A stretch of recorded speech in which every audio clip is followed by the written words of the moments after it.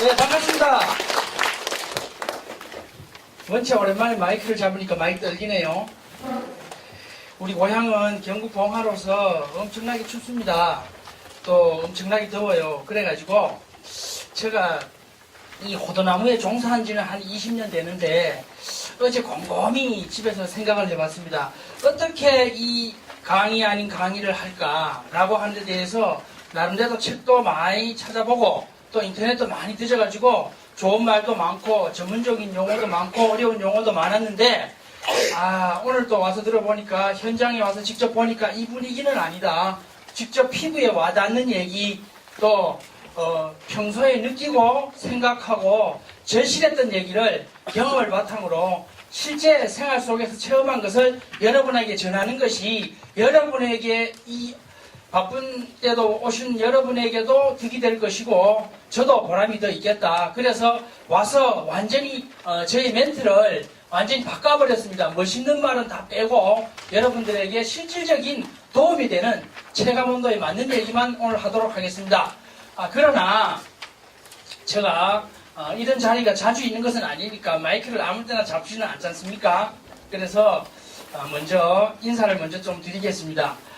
오늘 이 중요한 자리를 마련해 주신 임업진흥원 관계자 여러분들께 먼저 감사 인사를 드리고요. 제가 2010년부터 호도 묘목 및 묘목 생산 및 호도 재배에 대한 강의를 경기도 수원에 소재한 국립산림과학원에 가서 황석인 박사님으로부터 이론교육과 실기교육을 지금까지 받아왔습니다.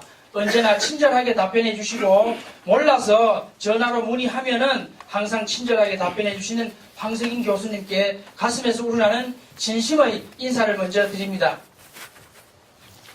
자, 인사는 요좀 하고요. 오늘 PPT 강의는 생전 처음 하는데 오늘 순서는 첫 번째는 호두농사 입문 동기, 두 번째는 묘목 생산 과정, 세 번째는 연중, 월별, 호두농사 일정표, 네 번째로는 호두농사의 장점 및 향후, 지향점에 대해서 말씀드리도록 하겠습니다. 호두농사는 조금 전에 공주에서 오신 김 선생님이 말씀하셨지만은 거의 농사를 치지 않습니다. 저같이 별로 부지런하지 못한 사람에게는 참으로 적합한 농사입니다. 농약은 올해 연 2회를 쳤는데 잎이 피기 전에 보통 우리 그 책자에는 보면은 1월달에 깍지벌레 약인 적지 마세요. 이게 중요하지 않습니다. 기계유를 치고 또 2월달에는 갈색 고약병을 방지하는 석회 유황합제를 치는데 요 사이는 농약방에 가면은 2개를 한꺼번에 치는 게 나옵니다. 저에게 개인적으로 물어보시면은 여기서 말씀드리면은 어떤 특정 업체를 홍보해 주는 것이기 때문에 안 되고 저에게 직접 물어보시면 좀 이따 말씀드리겠습니다. 잎이 피기 전에 석회 유황합제와 기계유를 같이 쓰는 제품이 있어요. 그거 한번 치고 7월 초에 석회 볼도액 한 번으로 농사는 끝납니다. 두 번째는 제가 사과 농사를 선대로부터 한 30년 지어왔습니다. 그러면서 사과 농사의 단점은 농약을 1년에 15회 정도 칩니다. 농약을 너무 많이 치지요. 그러니까 땅에도 해롭고 자기 몸에도 해롭고 돈도 많이 들어가고 그래서 이건 가격이 등락폭도 심하고 그래서 이건 도저히 안 되겠다. 그래서 저는 그걸 과감하게 베어버렸습니다. 베어버리고 오가피를 심었는데 오가피 한참 바람 불 때 심어가지고 일찍 처리했어요. 그래서 뿌리까지 비싸게 팔아먹고 그 다음에는 헛개나무를 했는데 헛개나무는 지금도 담보당 가격이 괜찮습니다. 콩이나 논농사보다는 여타한 농사보다는 가격이 괜찮아요. 그래서 그건 한 2,000평 지금 유지하고 있고요. 여러분 보시기에 두 번째 화학비료를 전혀 쓰지 않는다는 아니고 여러분이 하실 때는 화학비료를 알아서 쓰세요. 저는 안 씁니다만은 화학비료를 안 쓰는 이유는 첫째는 땅에 이롭고 두 번째는 돈이 들지 않잖아요. 그래서 화학비료를 안 쓰는데 화학비료를 안 쓰면 어떻게 그것을 대체하느냐 하면은 지역 농업기술센터에 가면은 EM하고 미생물을 EM하고 액비를 팝니다. 액비를 그냥 무상으로 공급합니다. 그거를 이용하면은 저 대체가 다 됩니다. 그리고 땅에도 이롭고요. 다음은 제초 작업을 2회를 실시하는데 여러분이 요사이 귀농하려고 마음먹으신 분들이 여기 계시니까 호밀에 대해서 아마 많이 들어봤을 겁니다. 호밀은 녹비작물로 제초 효과가 아주 뛰어나요. 지금쯤 뿌리면은 한 11월 전에 뿌려가지고 놓으면은 겨울에 얼어도 뿌리를 내립니다. 뿌리를 내려가지고 그 다음에 봄이 되면 다른 풀들이 올라오지 못하는 억제 효과가 있어요. 또 한 가지는 또 호밀이 중요한 건 아니고 그건 좀 이따가 시간이 나오면 하겠습니다. 호밀을 뿌려가지고 먼저 선점을 하니까 7월 초가 되면은 어른들 성인들 허리춤쯤 돼가지고 베어냅니다. 베어내면은 다른 풀들이 죽어도 호밀이 죽어도 뿌리를 받고 있기 때문에 다른 풀들이 올라오지를 못합니다. 그래서 추석을 전후로 해서 알아서 한 번 더 베어주세요. 그거는 무슨 목적이냐면은 열매를 죽기 위해서 한번 베어주면은 그러니까 호밀을 뿌렸을 때는 2번의 제초로 끝나고 참고로 사과 같은 경우에는 1년에 한 5회 정도 제초 작업을 합니다. 예초기를 지고 이제 한 5번 베으니까 그것도 굉장히 편치요. 그리고 적가 무, 전정무, 봉지 씌우기 무, 반사 필름 깔기 무인데 적가 아십니까? 혹시 여기 계시면 적가라는 게 뭔 뜻인지 아시죠? 열매를 섞는 거잖아요. 솎아야 우량품종, 대과가 나오니까. 그러니까 사과에 적용되는 거니까 호도는 많이 달릴수록 좋은데 적가할 필요 없잖아요. 전지전정. 전지전정은 우리 국립사진과학원에 나오는 책자를 보면은 하도록 되어 있습니다. 수세가 왕성하다거나 일광, 햇볕, 그리고 통풍을 방해하는 가지만 자른 걸로 되어 있는데 저는 게을러 가지고 그걸 안 하고요. 그냥 방치하니까 밀식이 되잖아요. 밀식이 되니까 저절로 말라서 떨어지더라고요. 이건 경험이고요.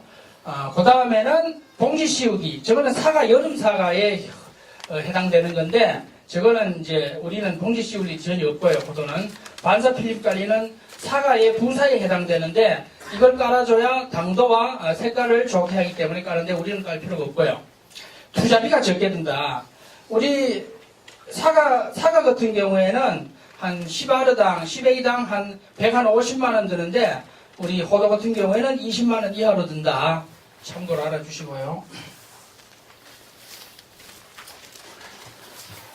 호도로 묘목을 생산하는 방법이 2가지입니다. 첫째는 실생묘고 두 번째는 저목묘인데 실생묘 같은 경우에는 책자에 보면은 10월 말이나 11월 초에 열매를 따가지고 모래와 1대1로 섞어서 지면에서 1m를 파서 모래를 덮으라고 하는데 그 수치는 중요하지 않고요. 완전히 익은 상태에서 따가지고 완전히 익은 상태에서 따면 10월 말이나 11월 초가 되니까 모래하고 섞어서 저는 저게 지금 노란색으로 되어 있잖아요. 저게 사과박스입니다. 사과박스에다가 넣어가지고 이제 땅속에 매장을 하면은 그 다음에 한 2월쯤 되면은 발화가 됩니다.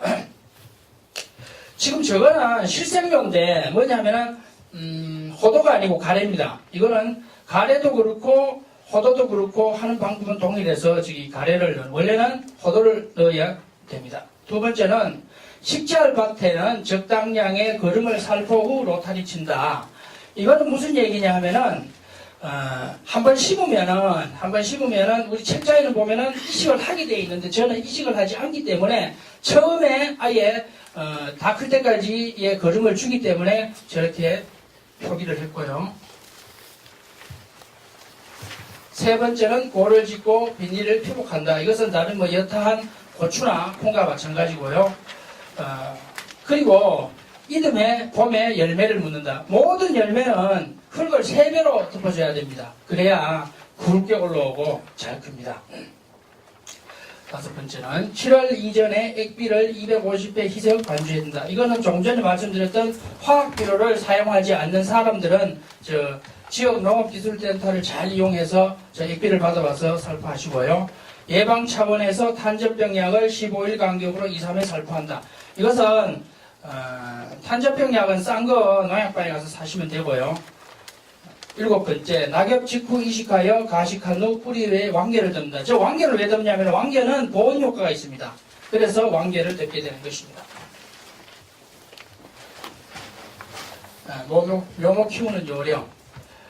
1. 화학 비료를 자제하고 아미노산 액비와 선성 액비를 간주한다. 두 번째, 유기질 거름에 중점을 둔다. 유기질 거름은 저는 지금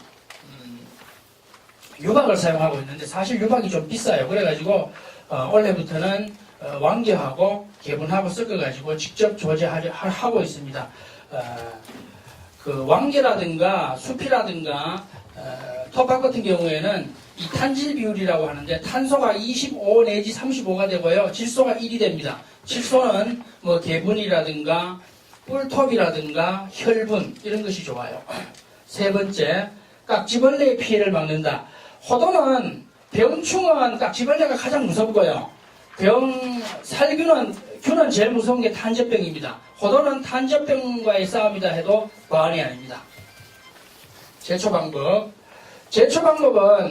제초제를 무라고 했는데 저도 조금 전에 공주에 계신 김 선생님처럼 제초제를 안 친 지가 한 20년 됩니다. 왜 그런가 하니 옛날에 제초제를 엄청나게 많이 쳤거든. 많이 치니까 이 토양에 수분이 공급이 안 되고 또 미생물이 다 죽어버리니까 미생물이 사실상 택배 직원 역할을 하거든요. 무슨 얘기냐면은 내가 서울에 있는 누구에게 뭐를 붙인다고 했을 때 내가 갖다 주는 것이 아니라 택배 직원이 갖다 주듯이 미생물이 그 영양분을 뿌리에 공급하는데 그 미생물이 다 죽어버리니까 비가 오면 빗물이 그냥 유실되어서 흙이 그냥 다 씻겨나가고 또 뿌리가 미생물이 없으니까 영양을 공급받지 못해요. 그래서 토양 황폐화의 원인이 제초제가 가장 큽니다.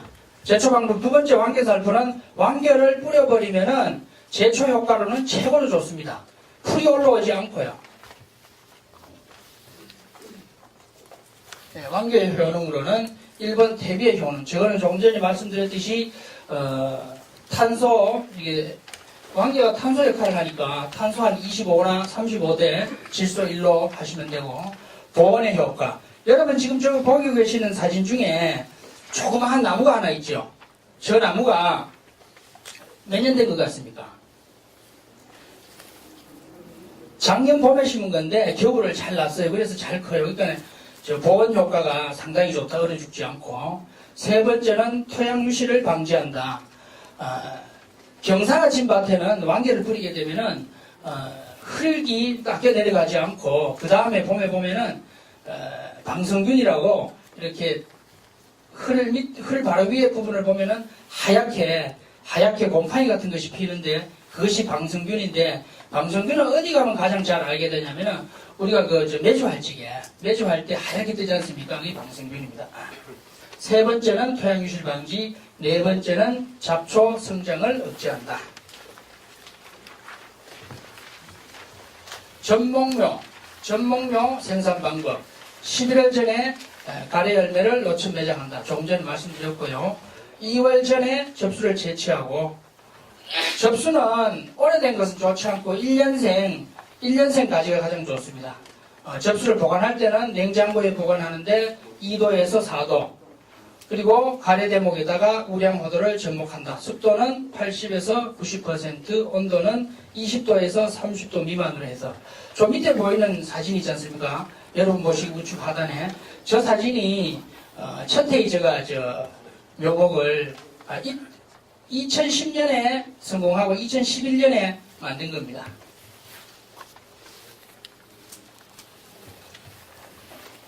전목묘 생산 방법. 전목묘와 실생묘의 차이점.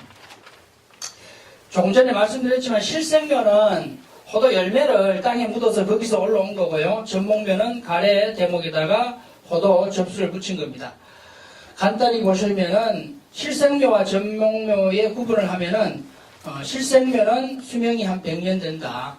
전목묘는 60년 정도 되고요. 최대 수확 기간은 실생묘 같은 경우에는 한 50년, 전목묘는 30년. 그리고 실생묘는 병충해에 강해서 연 한 2회 미만으로 농약을 방지하고요. 전목묘는 연 한 2회 이하의 농약을 방지하고요. 조금 전에 보셨지만은 실생묘는 수확이 좀 늦고 전목묘는 좀 빠릅니다.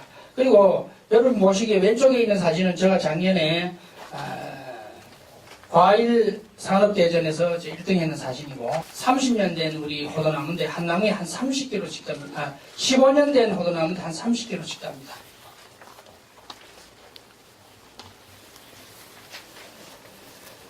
연중 월별 호도농사 일정표입니다. 조금 전에 말씀드렸지만은 지금쯤 호도밭에다가 호미를 3파 흩어 뿌리고요.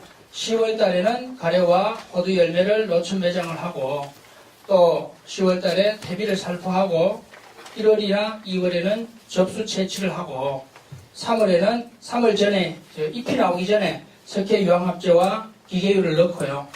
기계유를 살포하고요. 7월에 제초작업, 호미를 뿌려가지고 7월 초에 제초작업 한번 하고 또 7월 초에 석회 보로도액이 저기 참 좋은 이야기입니다. 여러분들 중에 부지런하시면 석회 보로도액을 자주 쳐주세요. 아주 좋아요. 그런데 게으른 사람은 잘 안 쳐도 돼요. 왜 그런가 하니 탄저병이 발생했을 때만 치시면 됩니다. 그래도 수독이 돼요. 보통 화학농약 같은 경우에는 탄저병이 발생하면은 아마 병이 발생하면 사실 힘든데 석회 보로도액 같은 경우에는 호도나무에 탄저병이 심해도 한 번 치면 거기서 수독입니다. 그리고 병이 오지 않는 나무에 치면 아예 오질 않습니다. 병이 아예 오질 않습니다. 그리고 제초작업 추석 전후로 해서 추석 전후로 해서 만생종과 조생종의 차이를 잘 보시고 알아서 배워주시면 되고 10월이나 11월에 수확합니다. 간단히 사과와 호도, 우리 고향이 사과의 주산지로 유명하거든요. 경북 봉화가. 그래서 사과와 호두에 비교하는 표를 한번 만들어 봤는데요. 농약 살포 횟수 같으면 사과는 10회 이상인데 저기 10회가 넘어요. 한 15회 이상 됩니다. 사실은. 호두는 2회 정도. 제초 작업은 사과는 4회에서 5회인데 5회 정도 되고요. 호두는 2회. 적과는 사과는 철저하게 해야 됩니다. 왜 그러냐면 간격을 넓게 해서 철저하게 해야만이 우량품종 대가종이 나오기 때문에 적과는 철저하게 하지만 호두는 많이 달릴수록 득이니까 할 필요가 없고요.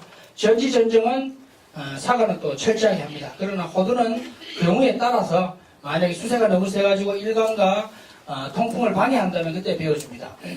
봉지 씌우기, 유대라고 하죠. 저거는 여름사과, 양광이나 홍월 등등의 봉지 씌우기를 해야 우량품이 나오기 때문에 봉지 씌우기 해주고요. 호두는 안 하고요.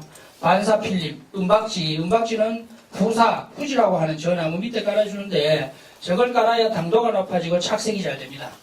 요사님 저걸 안 깔면은 사과를 팔아먹지를 못합니다. 그리고 우리 호두는 반사 필름 할 필요가 없고 돈이 중요하잖아요. 300평에 사과는 한 150만원 정도, 150만원도 더 들어요 사실은. 호두는 한 20만원 정도. 제가 경험을 해보고 적은 도표입니다. 네. 제가 이거 USB를 처음 사용해 봤는데 굉장히 들리네요. 그래서 제가 시간 몇 분 남았습니까? 예, 10분 남았습니다. 아주 많이 남았네요. 예. 좀 더 해도 되겠네요. 호두나무는 심을 때 굉장히 중요한 것이 한 4가지 정도 됩니다. 이거는 교과서에 없는 얘기고 제가 나름대로 정리한 건데 첫째는 기후 풍토입니다. 둘째는 배수, 셋째는 토양, 토질, 넷째는 품종입니다. 첫 번째 기후는 우리 산림과학원에서 책자에 보면은 해발 한 400m 정도가 좋고 평균 기온이 12도에서 한 16도. 주산지로는 우리 고향 거는 거기 인쇄가 안 되는데 우리 고향 봉화 춘향이 많이 하니까 봉화, 예천, 김천, 무주, 영동, 거창, 예산 등등에 많이 되는데 6시 내 고향을 한번 보니까 광주요. 경기도 광주가 아니고 호남 광주 근처에도 호도가 잘 되더라고요. 그리고 우리 고향이 봉화인데 풍기하고 같이 와요. 그래서 풍기를 가보면은 풍기 묘목상에 가봤더니 몇 해 전에 강원도 인제 원통에서 오신 분들이 묘목을 사러 왔어요. 그래서 뭘 사러 왔냐고 물어봤더니 사과 묘목을 사러 왔다고 하더라고요. 그래서 그 추운 강원도 인제 원통에 사과가 되느냐 제가 직접 물어보니까 잘 된다고 그래요. 그리고 지금 경상남도 그러니까 지금 전라남도 보성의 녹차가 강원도 고성까지 되고 있어요. 근데 이거는 좀 너무 여기다 주안점을 두면 안 됩니다. 왜 그런가 하니 우리나라 일시적인 난파가 있기 때문에 너무 믿으면 안 되고요. 어쨌거나 사과는 이제 원통에 잘 됩니다. 그리고 강릉에도 또 포도가 잘 돼요. 이게 사과 되는 데는 포도가 다 저는 잘 된다고 봅니다. 강릉도 잘 되고요.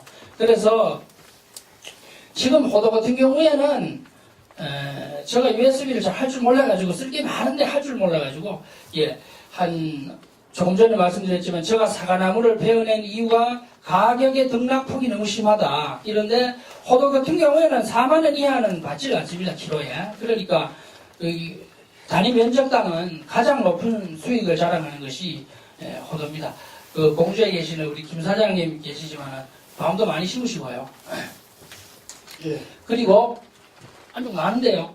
질문을 받으시면서 예, 질문하세요. 예, 답변하는 시간을 갖도록 하겠습니다.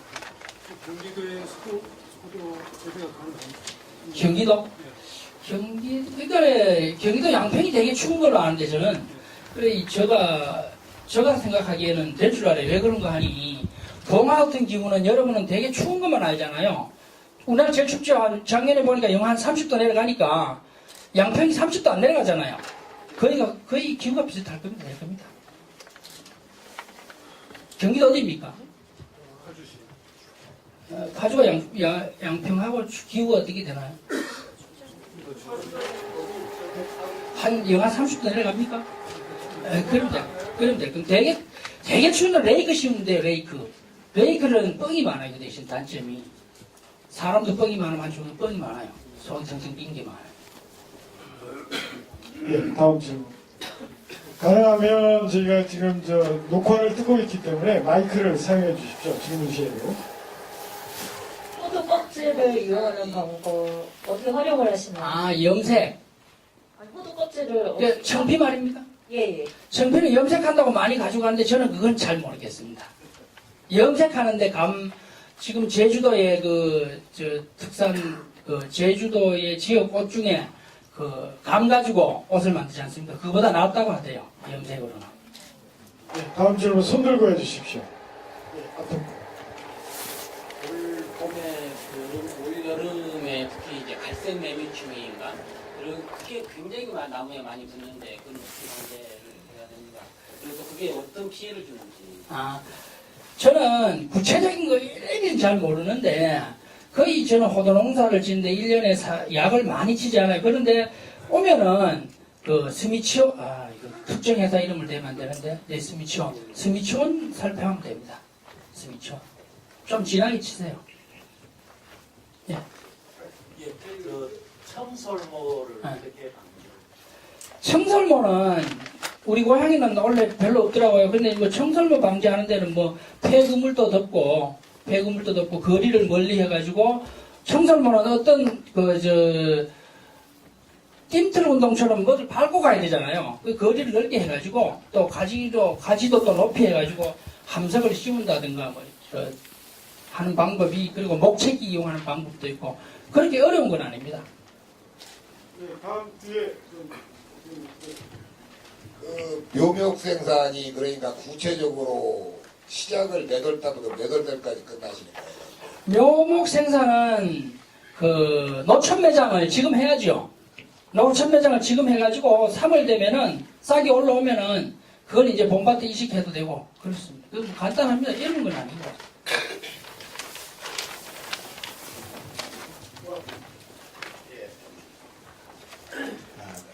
대표님께서는 묘를 갖다가 실생묘를 하십니까? 전목을 하십니까? 네, 저는 실생도 하고 전목도 합니다. 예, 제가 알기에는 실생은 모세 유전을 네. 한 84% 받는 걸로 네. 알고 있고요. 예, 전묘만은 100%를 다 모세를 네. 갖고 있는데 예. 대표님께서는 전목을 위주로 식재를 하십니까? 실생묘를 위주로 하십니까? 그거에 대해서 예, 그게 굉장히 민감한 얘기예요. 그게 지금 우리 호도하는 사람들이 전목묘가 좋느냐, 실생묘가 좋느냐, 거기에 대한 논쟁이 많은데, 뒤에 우리 한 교수님과 계시지만은, 제가 한 교수님한테 전목묘 교육을 한 10년 이상 받았는데, 저는 해보니까, 전목묘가 빨리는 달려요, 사실은. 빨리 달려요. 그러니까, 저걸 하면은 그에 그냥 달려가지고 싹이 나오면서 한번 달려요. 근데 의미가 없잖아요. 한 5년 따내야 되거든요. 왜 그런 거 하니? 이 나무가 튼튼해지려면은 열매를 일찍 계속 따내야 나무가 크니까요. 그런데 한 실생묘도 보니까 제가 한번 해보니까 한 6년 만에 한 20개 달리더라고요. 그러니까 처음에는 단기적으로 이제 미시적으로 봤을 때는 전목묘가 나왔고 그냥 거시적으로 봤을 때는 15년, 20년만 넘어서면은 거의 차이가 없다. 거의 차이가 없다. 저는 그렇게 봅니다. 네, 이쪽 뒤에 거 질문 받도록 하겠습니다. 제가 올해 그 식생묘를 한 1000평을 식재를 하려면 묘목을 구입해서 묘목 대금이 한 어느 정도 들어가는지 어느 정도 심어야 되는 건지 그리고 심자마자 한 몇 년 후에 최대한 빨리 수확하면 몇 년이 걸리는지 최소 기간이 보기 좀 궁금합니다. 우리나라 사람 성격이 참 좋대요. 사탕을 먹자마자 깨물어 먹으니까 우리나라 사람들은 빨지 않고. 근데 그 빨리 달리는 건 사실 크게 의미가 없어요. 나무가 최소한 10년은 돼야 제대로 달리기 때문에 7년, 8년, 9년에 달리는 것은 큰 의미가 없습니다. 일단 튼튼하게 키우고. 그러니까 저는 이제 우리 교수님 뒤에 계시지만은 교수님은 10m씩 심으라 그러거든요. 이 간격을. 근데 저는 한 12m를 선호해요. 왜 그러냐면은 너무 10m를 하면 나중에 그것도 좁더라고요. 그래서 저는 12m 하는데 사는 사람들이 싫대요. 왜? 가격이 너무 넓어가지고 바다에 배 뛰어난 것 같다면서 이건 토지를 너무 소모한다. 그러면 그러면 여러분들이 취사 선택을 해라. 6m씩 심어가지고 어느 정도 수확을 보다가 베어내면 12m 되지 않냐. 나는 난 그거는 강요하지 않는다. 알아서 해라. 그렇게 하면 돼. 보통 6m씩 심는 사람이 많더라고요. 이쪽 분 먼저 질문 받겠습니다. 예, 제가 올 봄에 식생묘를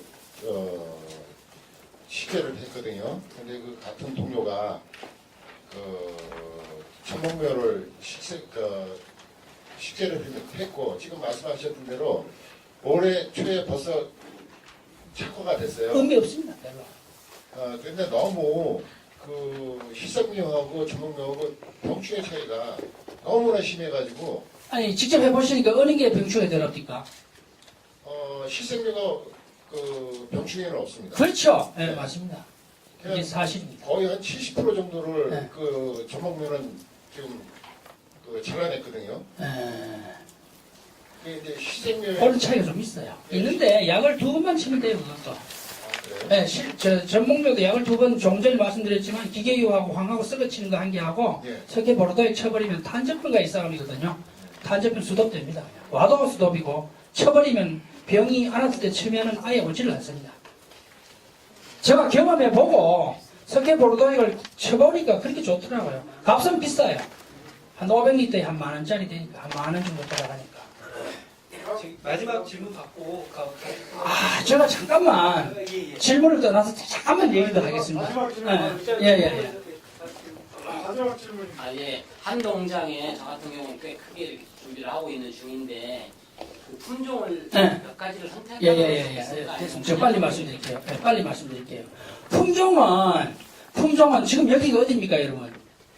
한국임업진흥원이잖아요. 품종은 한국임업진흥원이 직접 물어보세요. 도사들이 많습니다. 저희한테 묻지 마시고 그거는 그렇게 하시고 제가 아까 말씀드린 것 중에 빨리 핵심만 잘라서 말씀드리겠습니다. 첫 번째는 기후라 그랬고 기후는 좀 전에 말씀드렸고 그 다음에 배수인데 무슨 나무나 마찬가지로 배수가 가장 중요합니다. 그러니까 배수가 안 될 때는 유공간을 묻거나 도랑을 깊이 파주고요. 그리고 나서 토양의 문제인데 토양의 문제는 점토 붙는 성질이 강하고 찬이 센 데는 안 좋아요. 그때는 교과서에 나오지 않는 얘기인데 맨바닥에 뿌리를 놓은 상태에서 봉분을 떴듯이 덮어줘 버려요. 그리고 완전 연소한 연탄재를 수시로 뿌려주면은 수분은 잡을 수 있습니다. 이거는 교과서에 나오지 않는 얘기입니다. 끝났습니까? 예, 끝났습니다. 감사합니다. 네, 할 얘기 많은데 박수. 죄송합니다.